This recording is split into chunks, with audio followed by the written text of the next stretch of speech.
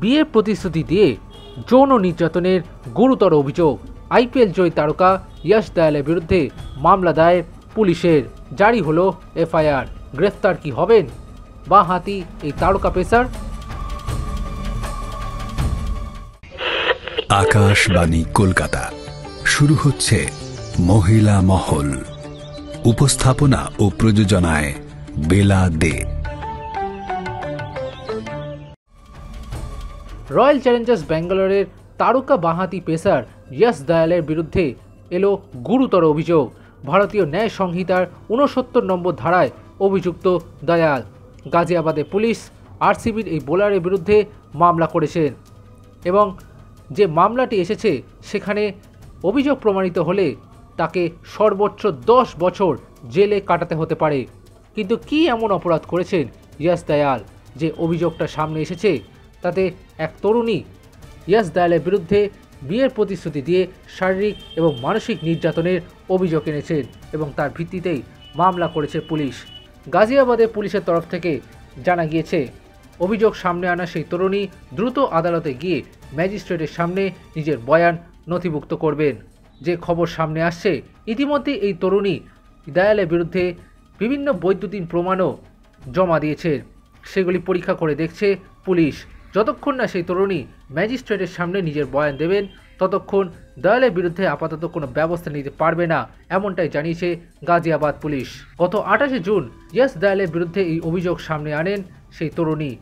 অনলাইনে উত্তরপ্রদেশের মুখ্যমন্ত্রী যোগী আদিত্যনাথের কাছেও অভিযোগ দায়ের করেছেন তিনি। এরপরেই মুখ্যমন্ত্রী দফতর থেকে গাজিয়াবাদের সার্কেল অফিসারকে তদন্তের নির্দেশ দেওয়া হয়। 21 জুলাইয়ের মধ্যে তদন্ত শেষ করার নির্দেশ দেওয়া হয়।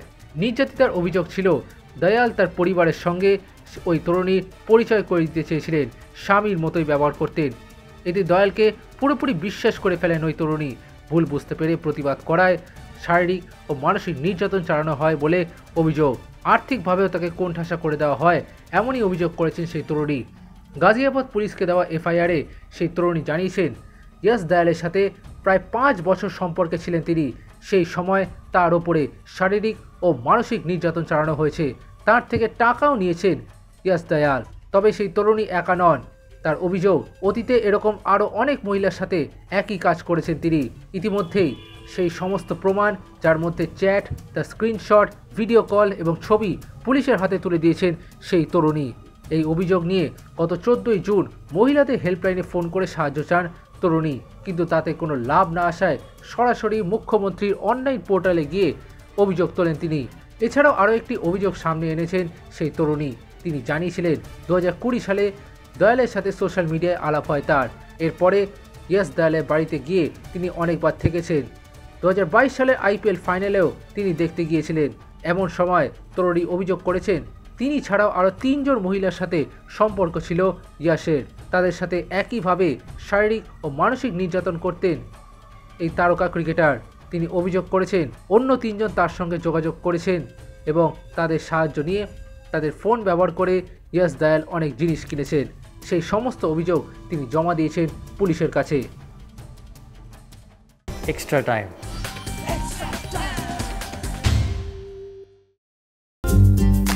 লেটেস্ট নিউজ আর এক্সক্লুসিভ ভিডিওর সঙ্গে আপডেট থাকতে এখনই সাবস্ক্রাইব করুন আমাদের ইউটিউব চ্যানেল।